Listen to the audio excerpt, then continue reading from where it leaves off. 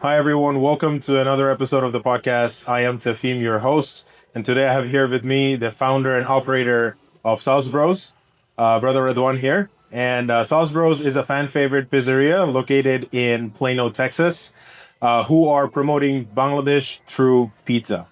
They were rated one of the most creative pizzas in the country by Bon Appetit magazine and featured in various national news. Brother Redwan, how's it going?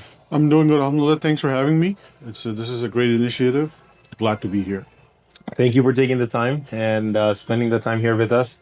Our goal here is to have a conversation around your experiences and educating our viewers on, the path that you walk Absolutely. and how if somebody is also interested to do something like this, they can also be a part of that journey. Awesome. So I'm gonna jump right into it. Sure. So, Sauce Bros has been a very popular pizza idea in the community, and you have had, alhamdulillah, a lot of great success over the years. What is the origin story? How did it all start for you? So the idea behind Sauce Bros was me and my friend started in COVID. We were, during COVID, everyone was stuck at home and people had a lot of time. So we just started making pizzas at home, and one thing led to the other. We started doing all kinds of crazy things with pizzas, and then we were like, you know what, we want to do something Bangladeshi flavors on a pizza. And part of our inspiration was there's a pizza shop in Michigan called Amar Pizza. So they were like our inspiration. Like, all right, we want to do something similar, but we want to take it to the next level. And plus, we were in New York, so the New York meets Bangladesh pizza. It just worked out. So that's where it is. And then the name Sauce Bros is like two friends. Sauce is essentially everything for most essential ingredient for pizza, right? Sauce and two friends bros. So that's where the whole naming came from. Awesome.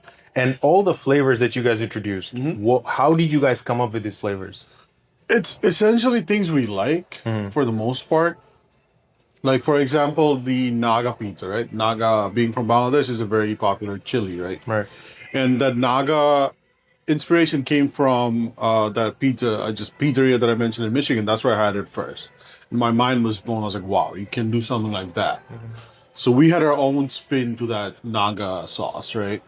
Then we have the pesto. Like, we made a pesto sauce with the Bangladeshi touch, right? We essentially made a pesto sauce with cilantro instead of basil. And instead of using olive oil, we're using mustard oil, which is you being from Bangladesh, like, it's everything for us, right? That's the most Bangladeshi thing you can get in a food. So that was those are the things. Then that I have a taco pizza. Like, I'm a huge fan of tacos. Like, I love tacos. So I was like, I want to do that on a pizza. Then, like, all these things we essentially just put on a pizza. And whatever works. Whatever doesn't. Like, there's so many things we tried that we didn't put on the menu. Yeah. Like, we had one pizza that we made it with aloo bhorta. For viewers, aloo bhorta is like a Bengali mashed potato. Right? But that on a pizza, it worked, but it will be a very acquired taste. Like, not everyone's going to like it. So we didn't add it to the menu. What was the worst thing that you guys tried that tasted horrible? There's so many. Pineapple on a pizza. You don't like pineapple? Okay. Awesome. So did you guys start in New York, or you guys found the idea in New York and you guys brought it to Dallas? So we found the idea in New York. Then I moved to Dallas. I moved to Dallas in 2022. Okay. Yeah, 2022. I moved to Dallas. No, sorry, I moved to Dallas end of 2021. Then in 2022, summer 2022, we started Sauce Bros. Okay. Like July of 2022. So why did you pick Dallas as your base rather than New York? So one thing was Dallas is a very it's one of the fastest growing city in the country, right? And the community is beautiful. The Muslim community is very strong. Right. It's a very up and coming city in general, and I think it's easier to start a business in Dallas compared to New York. The cost and everything is much more affordable. So everything just worked out with Dallas being the city to be where we started fresh business. A lot of people now are moving from the East Coast out here in the South, right? Right. After living here for about 4 years. Right. what do you say to somebody who right now says, I want to move to Dallas, whether it's for business or whatever else? Dude, it's the best decision you'll make in your life, Right. right? Starting from raising a family, right? But like the environment that you can provide to your family, to your kids, right? Yeah. I just had a kid, right? And I'm so glad that I moved here. Allahumma barak. Yeah. Especially uh, the Muslim community is amazing, right? It's so organized, so driven in many aspects. Like there are things I see the Muslim communities are doing here. It's like next level. I would never think like a mosque providing Python courses, right? That's something you would never see in the East Coast, right? Maybe now I'm not that I've been there for a while, but I could never think of such initiatives being taken out there, right?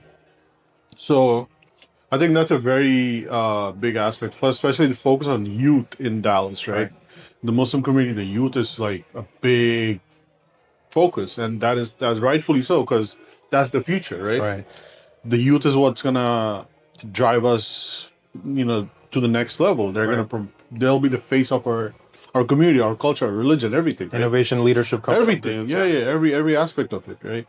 So it's very important that we let the youth be the forefront of our community, and it's a very the best place to be in right now. Yeah, and I love you say that because I moved to Dallas last year, right? So I just hit this month, I hit my 1 year anniversary in Dallas. I've been thinking about moving here for the last 5 years. And after all these years, finally pulling the trigger for the same reasons. We have the same values and the same reasons. It's a very good place for raising your family. Cost of living is better. Housing is better, right? Absolutely. Opportunity for business is amazing here, right? And the Muslim community, mashallah, is growing, but it has already been established in a way that they're doing amazing work. Exactly. And they're being a trailblazers. A lot of the schools are here that are creating the future mashayikh and the future scholars that are going back to their cities, their states, and they're leading those efforts there. And I think that's awesome. Like places like, VIRC, Column. Like now, Frisco started their own version of Column. Murakaba School, the Right. second one, yeah. They're growing So too. there's so many things happening at such a rapid rate. It's impressive. And there's this joke, there's this ongoing joke like Dallas is the fourth holiest city in Islam right now. So Yeah. I totally agree with that. I think for any person, a Muslim person, I think there isn't a better city to raise family than Dallas. I agree. You can't beat that. Yeah. It's impossible. Right? Folks in Michigan are going to challenge this idea. No. It's not even a debate. Yeah. It's no comparison. No, we're the best out here in the US, and I agree with that. So switching gears a little bit into the business, right? What is one of the biggest challenges that you have faced as a founder when you started this off a few years ago?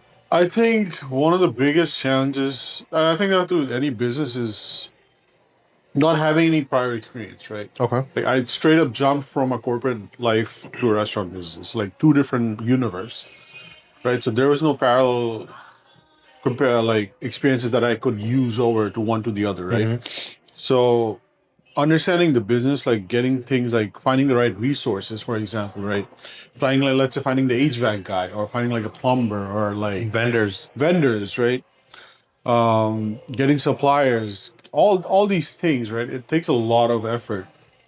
Marketing, big thing, right? Marketing, understanding how marketing works, what drives you traffic, all these nuances that comes with a business. It's something you don't.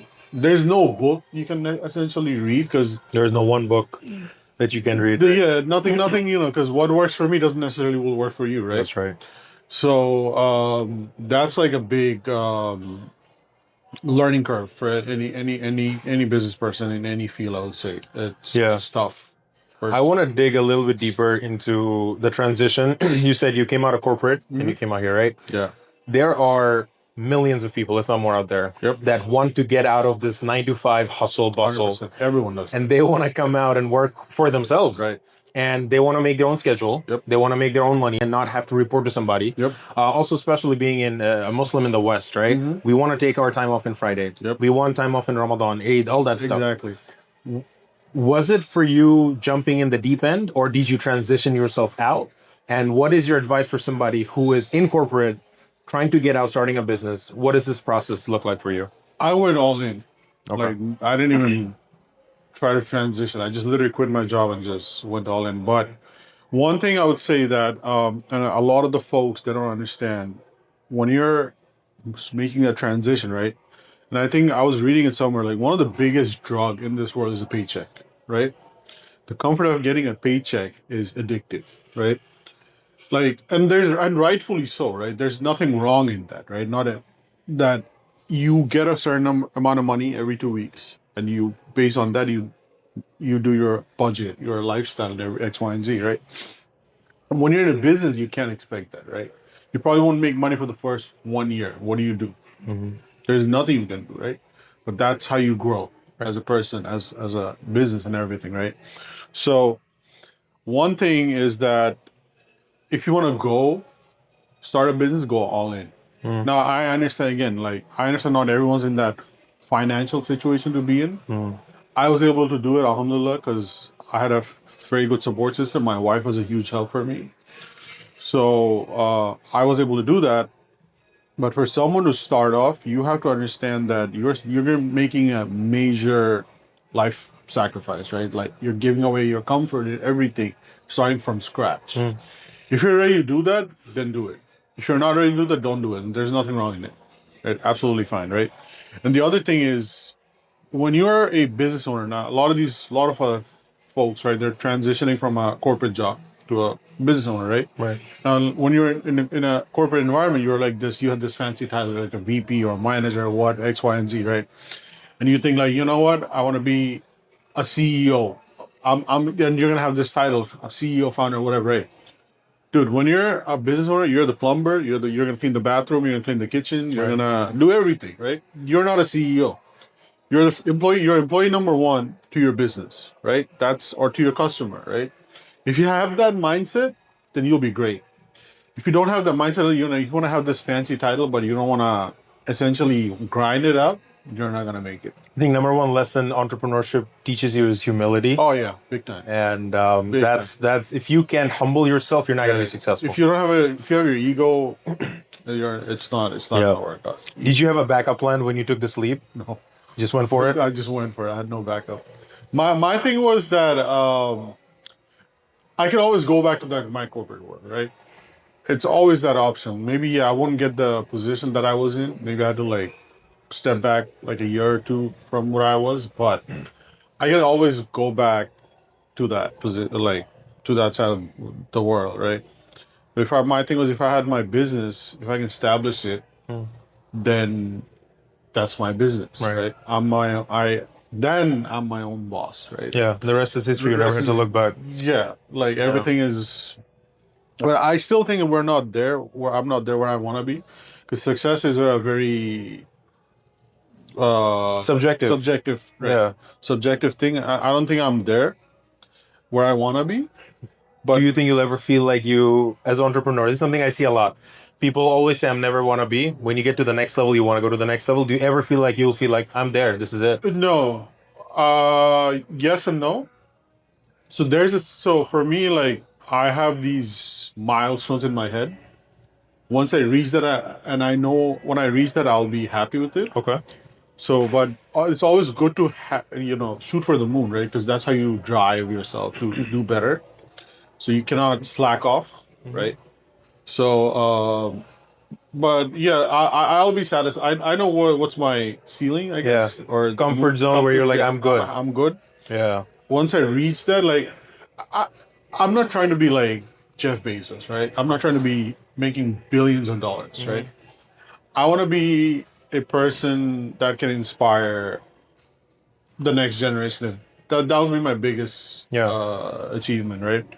Or my son, right? Like, so that he can look up to me and be like, you know what, I have a legacy for my son to be like, all right, that he can be proud of, right? That's all that matters to me. Like, I'm not really chasing that. I think one of the most important things you can leave behind for the next generation is not just wealth. You can leave $1 million behind, 100%. sure. 100%. How they spend it is up to them. They can waste it or they can use it for something. but the knowledge you leave behind, right? Like historically, if you think about it, our carpenter's son was a carpenter. Yep. If your father is not a carpenter, it's unlikely you'll go into that business and be successful. 100%. And I think it's true to some extent today. We have resources where you can go learn any skill, of course, because when we went into, let's say, technology or business, we taught ourselves and we're doing well, alhamdulillah. But if you can leave the mindset of entrepreneurship for your son, he is more likely to be an entrepreneur. Exactly, yes. And not look at it from a negative spec. 100%. Right? And I think that's one of the biggest gifts you can give, one of the biggest legacies you can 100%. leave, right? Yep.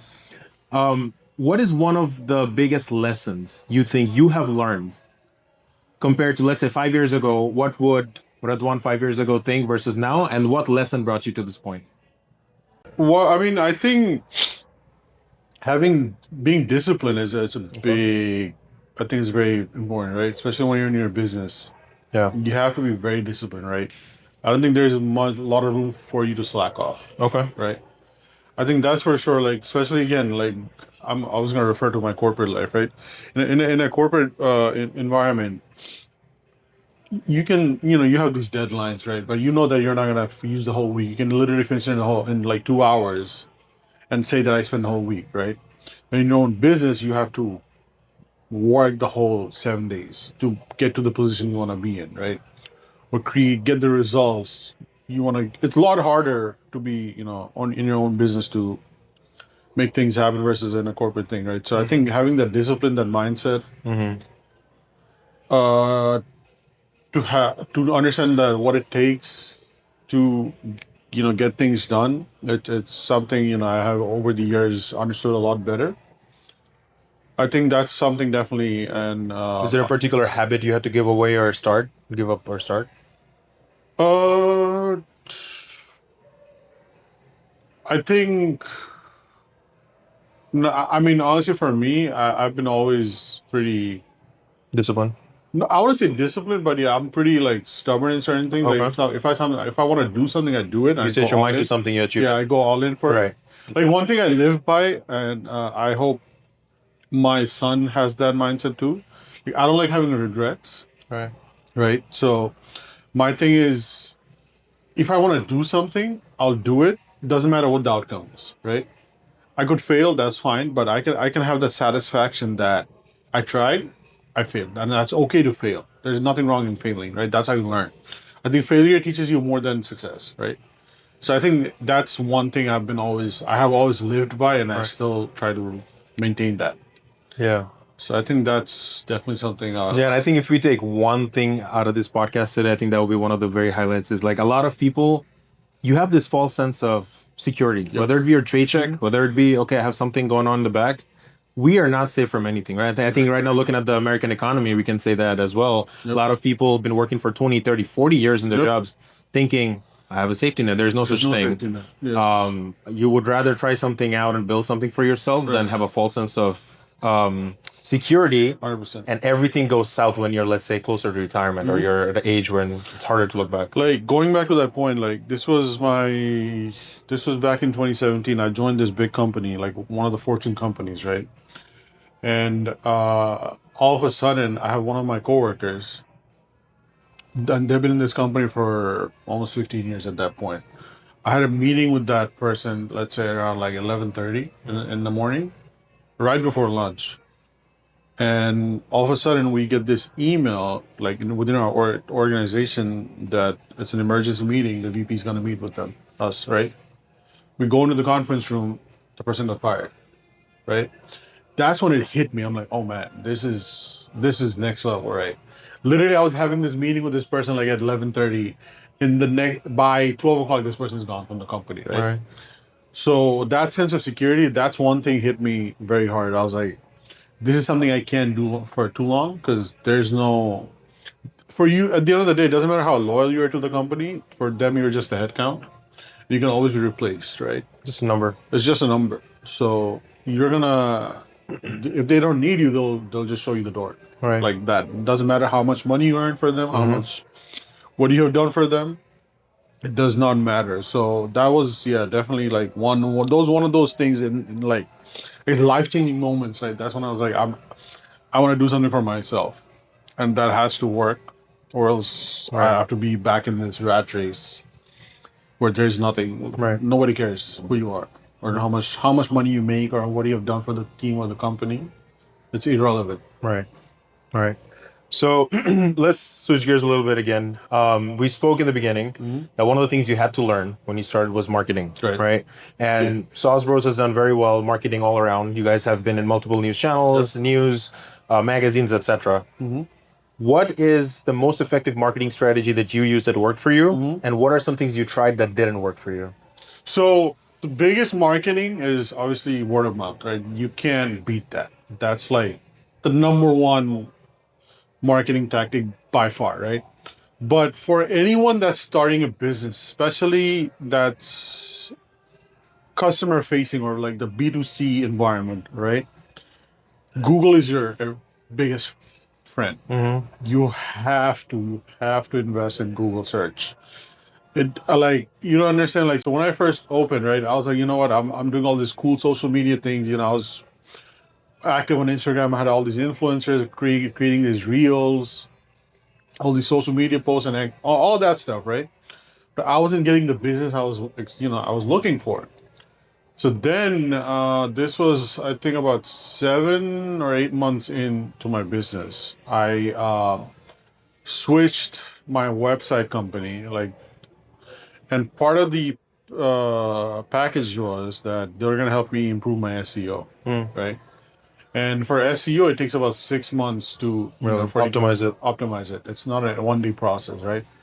But and I saw the effect of SEO immediately. That once I hit that 4 or 5 months, I could see the traffic increasing.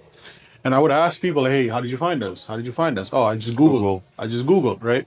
And even if you think for us on a day-to-day life, what do? Like, we go on Google, right? Hey, what's the best this? What's the best that? Pizza Restaurants near me. Restaurants Near me. Cafe near me, right?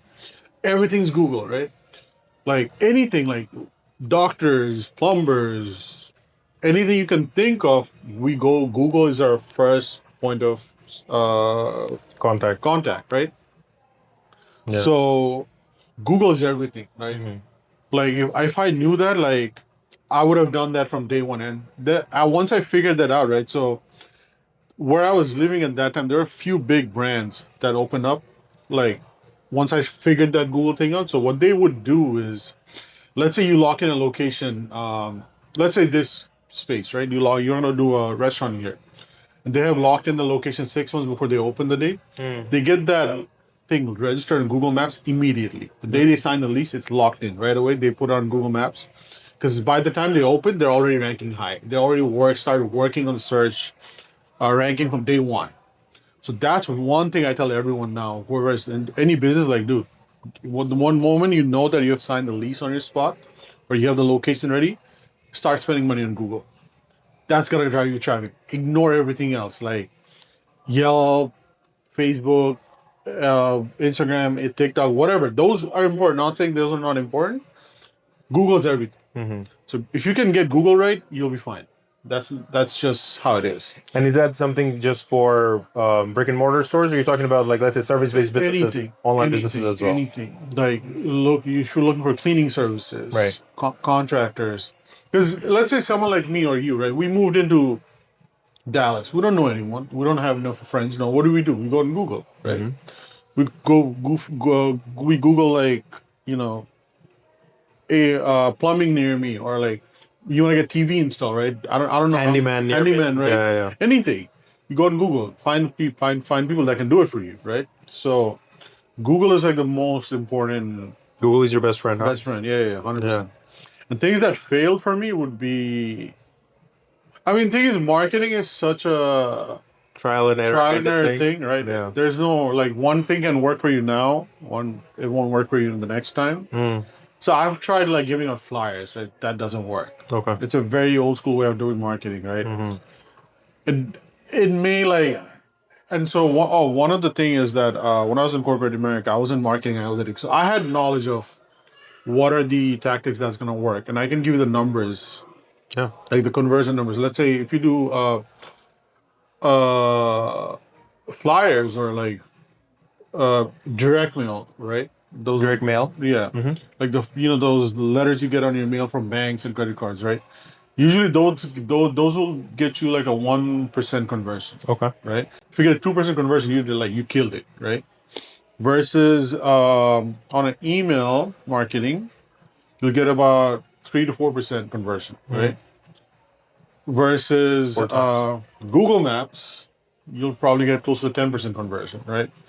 And the cost of doing Google Maps is almost nothing compared to like printing on flyers, Right. right? Flyers are much more expensive in that sense because you got to print it, you got to mail it out, you got to give it out. So you just have to understand like how the analytics aspect of it works. Like that's one of my one thing that I have used in the corporate side that I was able to translate into my business, understanding how the conversion, the social media, and all that stuff works. So that definitely helped. Like Okay. that's something 100%. I would be big on. Is That's very helpful. yeah. Cool. Let's talk a little bit about pizza. Hmm. What makes a really good pizza? Dude, you can't. So not just pizza, in any food, I think you just have to use the best ingredients. Okay. You can't compromise on the process. You Okay. can't compromise on the quality of ingredients. That's just the basis of it, right? Yeah. Like when we make our pizza dough, right? And dough is like the pizza dough is the most important thing for any pizza. So we ferment the dough for 3 days, Okay. right? Nobody does that. Now, why do we do it? It adds more flavor, right? It makes it lighter, it makes it crispier, right? And just to give you a reference point, try any pizza, let's say from any chain brand or whatever.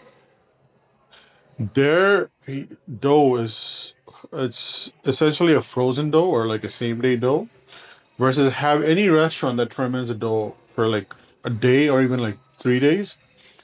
You'll immediately notice the difference once you eat it. Like once you have the same day dough, you'll eat once and you feel bloated. Whereas a fermented dough, you can have like 3 slices and you'll still be fine. The reason behind is that the gluten on the dough is broken down by the time you digest it. Mm-hmm. So it's easier for you to digest it. Mm-hmm. It's similar to like a sourdough bread, Okay. right? Same thing, right? The fermentation is what makes it better taste wise, and also it's good for your gut. So that's like the most essential thing for pizza, I would say. Then comes like the cheese and the sauce and all that stuff. That's also important. Like for us, we don't buy shredded cheese. Okay. We buy blocks of cheese and we shred it ourselves. Because one of the things when you buy shredded cheese, and you can read it in any grocery store pizza, anything. Tastes like plastic to me sometimes. That's one. The reason behind that is there's a I don't know, it's a chemical or a powder, whatever it is. It's called cellulose or cellulose. I'm not sure Mm-hmm. I'm saying it right. It's essentially it what it does is that it makes the cheese not stick to each other. So that's why you'll see, and you'll that's why it's like very greasy. You see a lot of grease forming on the pizza Mm-hmm. and or anything. You don't see the pull either sometimes. The pull happens because of that. Okay. Pull is part Because of of it. that. Because Okay. yeah, on a high quality cheese, you will not necessarily get that pull. Got it. So There's less they, rubbery. that's probably yeah. Yeah. So that's one thing. So I since that happens, I don't want to have grease, a lot of grease on my pizza. I shred my own cheese, Okay. right? So these little things, then I'll use like extra virgin olive oil. I don't use any seed oil. Mm-hmm. No. See, yeah, I use what is yes, is it seed oil, soybean, and all that? What is it Yeah. called? It's seed oil, right? Seed oils. Yeah. I think that's what it's called, right? I don't use none of that. Then all the sauces, our brand is Sauce Bros, Mm-hmm. right? It's in the name. Yeah. We make all the sauces in house. In-house. Right? Everything's in house. There's not a single thing that we don't make. We buy it, especially for the sauces. Mm-hmm. So these processes that we came up, and the recipes that we came up with, we're very hyper focused on that. We don't Mm-hmm. compromise on that whatsoever. Okay. So definitely, the quality ingredients makes a huge difference. Yeah. So that also adds to your price of your. No, it does a little bit. Okay. I wouldn't say it's a lot. I mean, no, actually, it does quite a bit. Now that I think of it, like for example, if I were to buy a shredded cheese, right? Uh, it's like on a case, a shredded cheese would cost me like $60. Like I think in the case is like I forgot how many pounds it is. Let's just say there's 6 packets. versus the cheese I buy is $120. So it's almost double the Double the price. price, yeah. But then again, the flavor and the food and Right. it comes out way better. Yeah, it's worth it. It's worth it. 100%. And And the other thing is me and also my business partner, we're big on food. Like we're foodies first before we are restaurant owners, right? right. So we are making food that we can eat every day, Mm-hmm. right? And if we don't like it, we're not gonna serve it. Right. If we can eat this every day, we're not gonna make our customers pay for it. That's not happening. So that's like a big. And quality brings back people. You can 100%. sell something cheap, make quick money, and then you run out of business. Yep. Or you can. Like we're trying to build again, going back to the initial conversation, right? We're trying to leave a legacy, right? We're trying to build something for our kids, for the future generations. We're trying to show them that what's the right way of doing business, not necessarily what's, I guess, a quick way of making money, right? There's no, you can't beat quality. That's just not. That's not. And everything. Yeah, that's quality's everything, man. Yeah, yeah. Speaking of that, a lot of food businesses, right? They start off with a blast. Yep.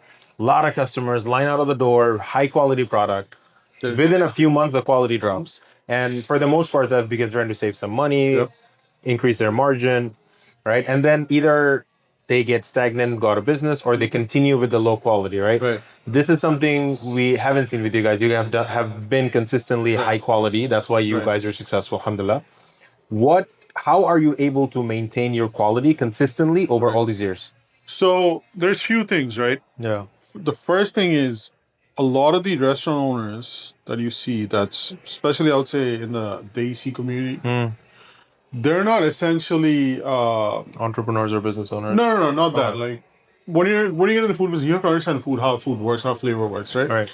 They're essentially hiring like a chef or like someone else to do the recipes, right? For us, we came up with the recipe, right?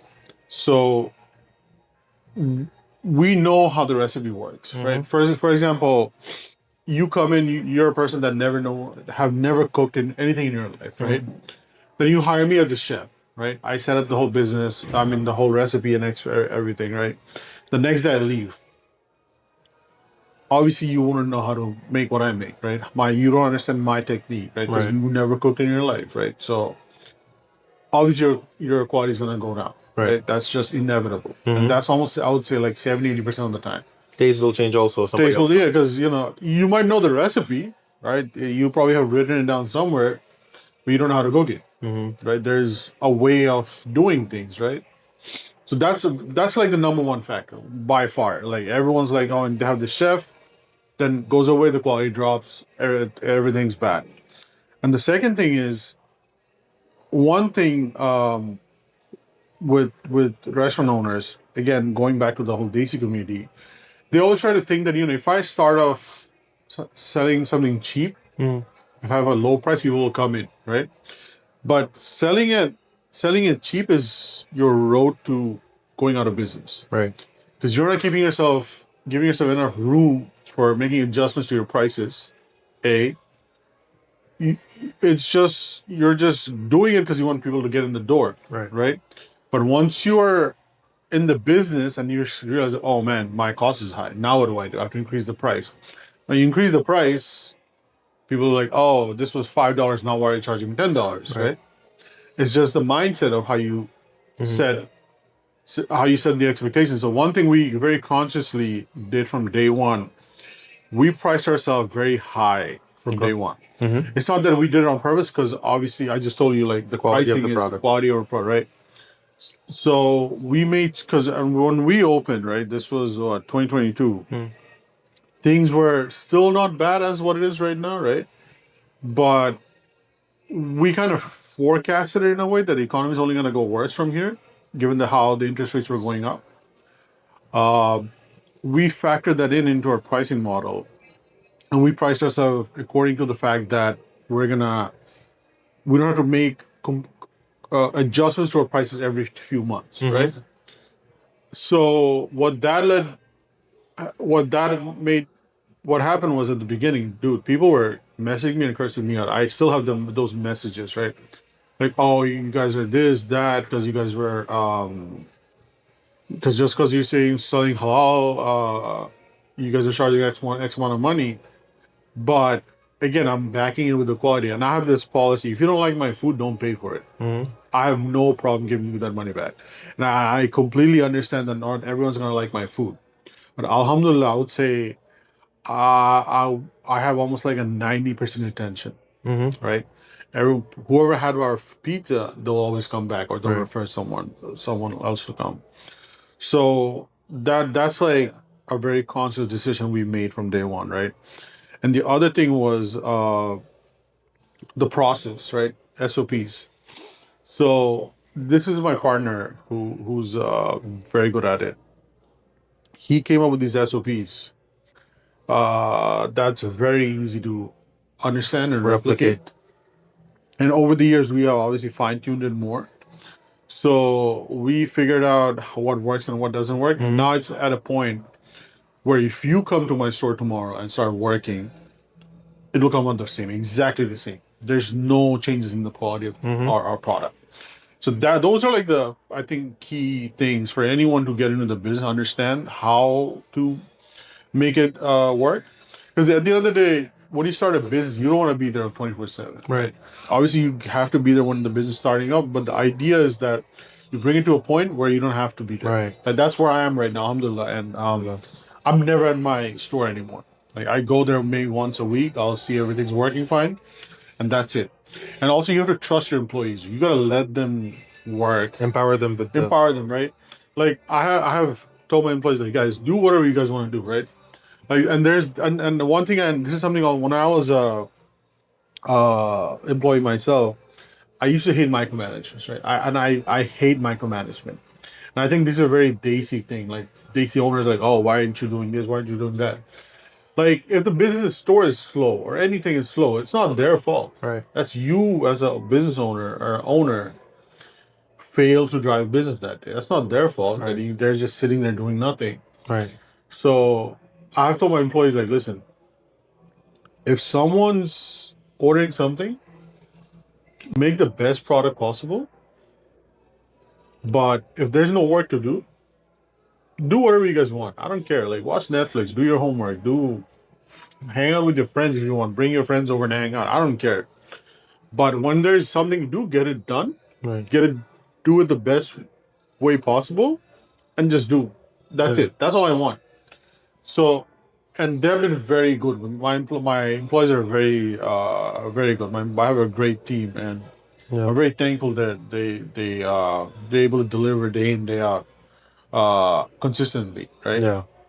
I think empowering your employees is because at the end of the day, you can't be there all the time, right? So they're the ones that's dealing with the customer. If you're a pissed off employee, you're screwed. Mm-hmm. Everything's gonna go down the drain, right? So Yeah. it doesn't matter how hard you work. Yeah. So, and customer service is big, especially being in the restaurant business. Like, let's just say one thing I've maintained was a customer database. So whenever you order food, we'll always capture your name and phone number. So if something goes wrong, we'll fix it right away. Let's say, and it happened to me a lot of times. Someone had a bad experience, left me a bad review on Google. Within 30 minutes, they'll get a call from me. Like, hey, Mr. Customer, what happened? I'm so sorry. How can I make it right? You know, and 99% of the time, people are shocked that, the owner of the restaurant is calling Directly me. calling you. What happened? Right? Never happens. No, I can tell you 99% of the time never happens, right? Especially in such a short time frame, right? Within 30 minutes, sometimes even like 10 minutes, I'll call them up.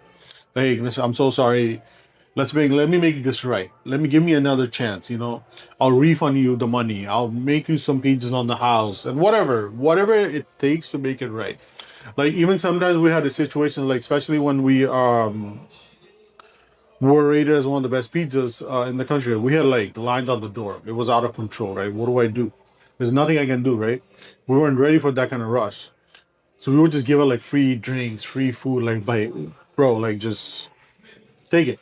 Yeah. Because I can't afford a bad review or bad experience. That's just not And happening. you can do that because if you are sitting there making pizza hour by hour by hour, Right. you as the owner don't have time to talk to your customers. I don't. You don't have to look at the bird's eye Exactly. view overall picture. Yeah. And I think that's important for a lot of entrepreneurs to understand that when you go in, sure, you want to be hands-on. 100%. But if you're not hands-off over a certain amount of time, Exactly. your business won't produce the highest quality 100%. because you become that quality manager. Right. which your employees won't be able to do that, right? Yeah. And what we spoke about, I think there is something profound here. Like, I think you just gave a pretty much like a framework of building a successful business. We talked about compete on quality over price. 100%. A lot of people compete on price. I'll give the lowest price, they'll come to me. But then that's not sustainable, That's not right? sustainable. Then you make sure that even though people push back on it, you stick to this is my quality, this is my pricing. You will get something that other people are not going to give you. 100%.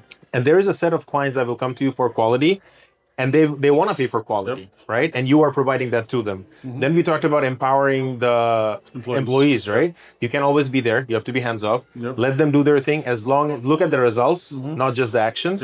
As long as the results are there, you can be hands off, and you'll have a successful business. And customer service, like you mentioned, right? Big thing. If a customer is upset, there must be a reason. They don't know you personally. They're not going to attack you personally. Exactly. So if there is something that they saw that they didn't like, we put our ego on the side. We talked about humility as an entrepreneur. Big time, yeah. We put our ego in the back pocket. We call them, hey, what did we do wrong? Let me fix it. Right. Sure.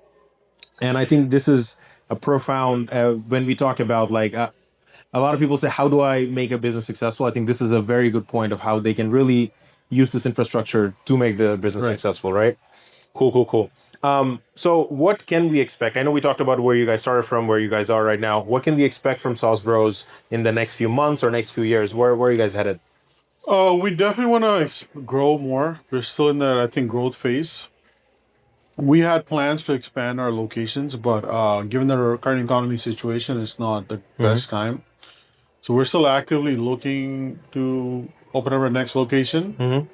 But there's some specific areas that I wanna be in. I'm very now that I know how the business works, I'm very much focused on certain areas within Dallas that I wanna open up a location. So it's a little tough for me right now to get that specific spot. Real estate, yeah.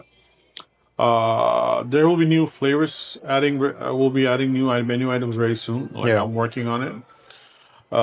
In fact, I was gonna try something this weekend. I might do it. But yeah, that's it's mostly. I think it's most important thing right now is the growth. Aspect of it is very important because menu items is very easy to add for us. It's not a big deal.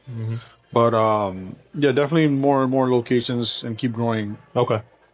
Absolutely. And yeah, eventually get into the franchise model. That's the ultimate. I know you guys have been getting requests for franchises. Yes, we do get a lot of these requests, but we always turn it down.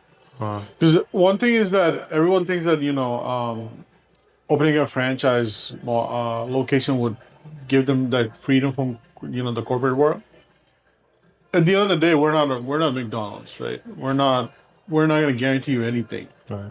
Yes, we can give you a playbook, but it doesn't mean it's going to be successful, right? So I want to come to a point where I know it's going to work before I give it out to someone else. Because I see, there's none. I'm not putting anyone down here, but I see a lot of especially in the food space, they have one location they're selling franchises. And my thing is, why are you taking someone else's money and just giving them something you don't know how it works properly, right? You've been in business for a year or two.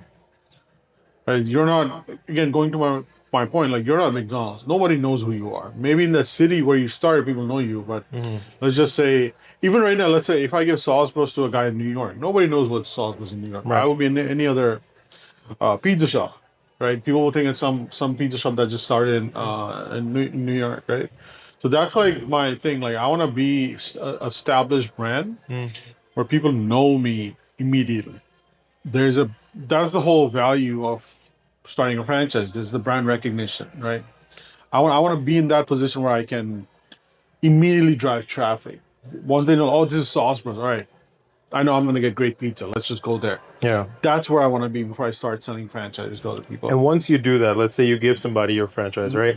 Do you think they'll be able to maintain the quality like you have been doing? Yes. So again, going back to the whole process part that we came up with, the SOPs. Yeah. So we have already established that. One of the mindsets we had from day one was we want a franchise. So we were very hyper focused on replicating. Essentially, they're making it stupid proof.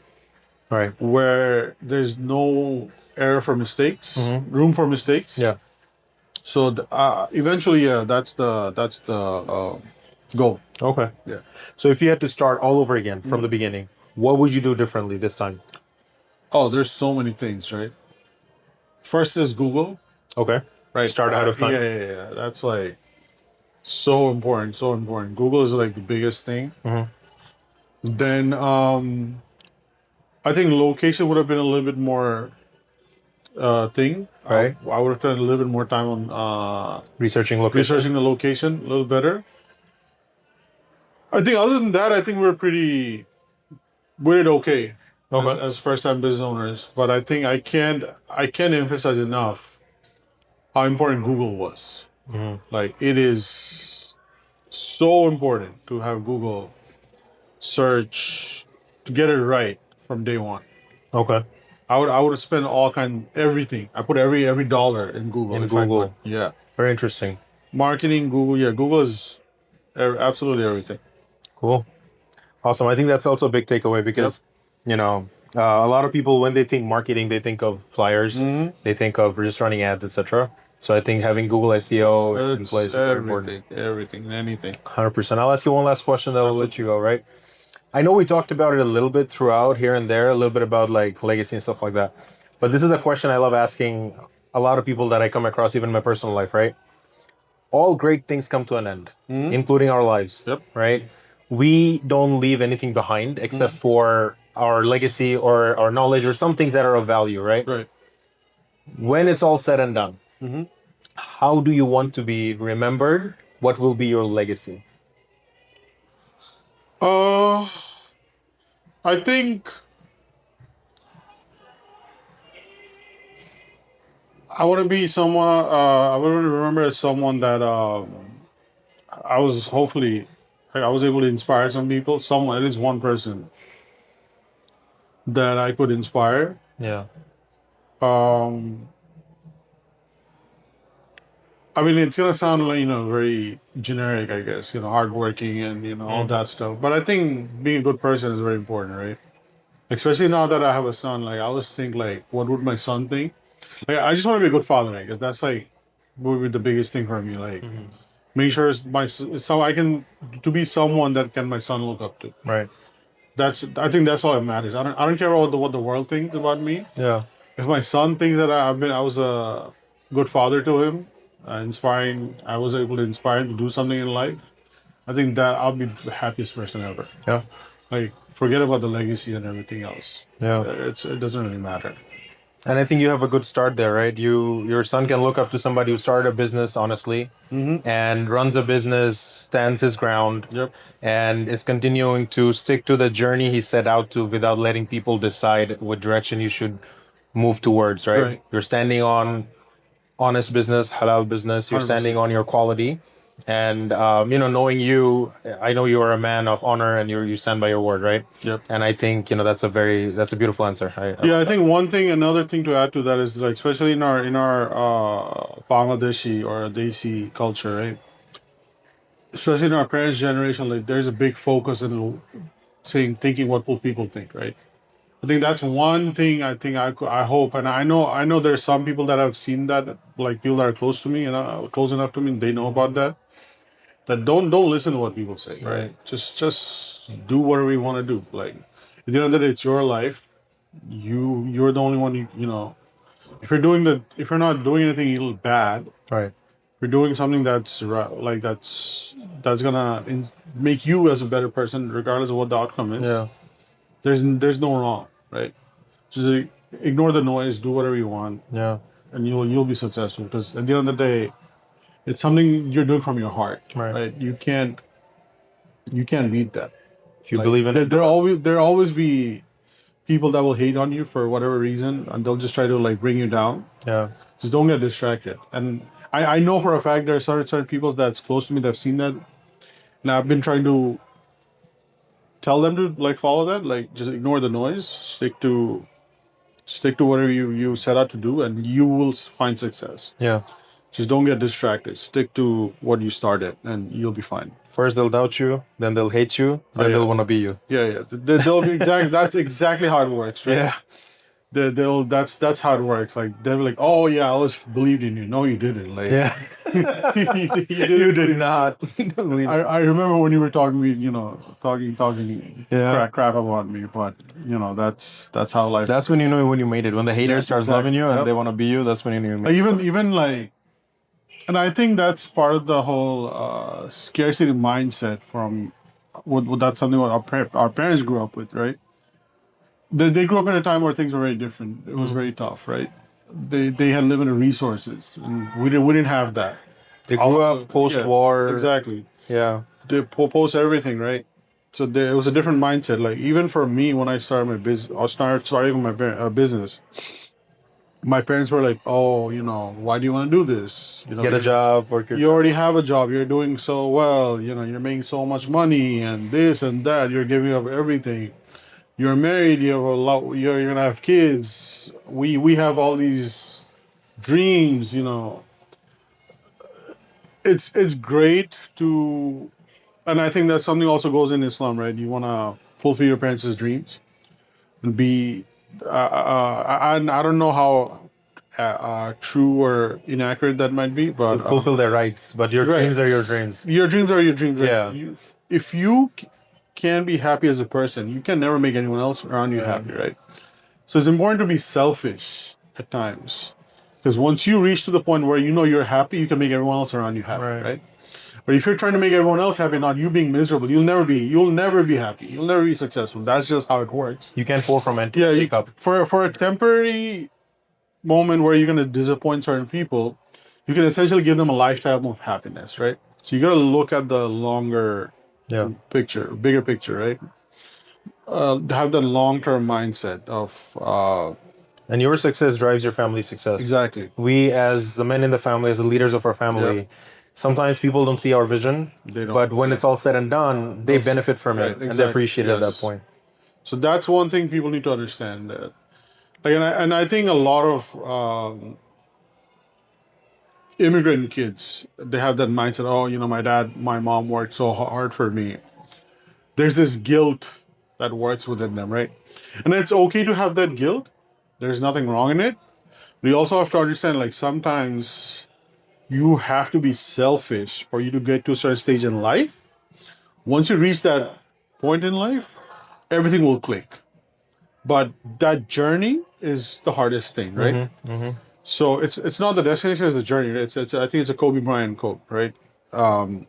So that journey is what makes things difficult. But once you reach that destination, that's when you will know, like, you know what, I'm glad I went through all that stuff. Yeah. It's not.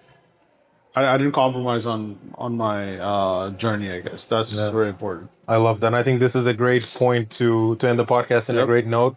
Thank you so much for taking the time and joining us. Glad I did this. This is very interesting. This was awesome, right? Thank you. And I hope a lot of people watch this and they get great value from us. Inshallah. Absolutely.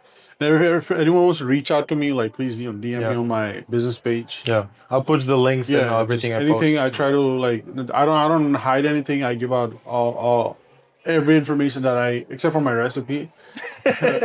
I give out anything people want. I'll give it out. I have no problem. If they want the recipe, they have to franchise with you in the future. No, that's not. All right, bro. Thank you so much, and appreciate it. Love doing this together. Thank you. Sweet.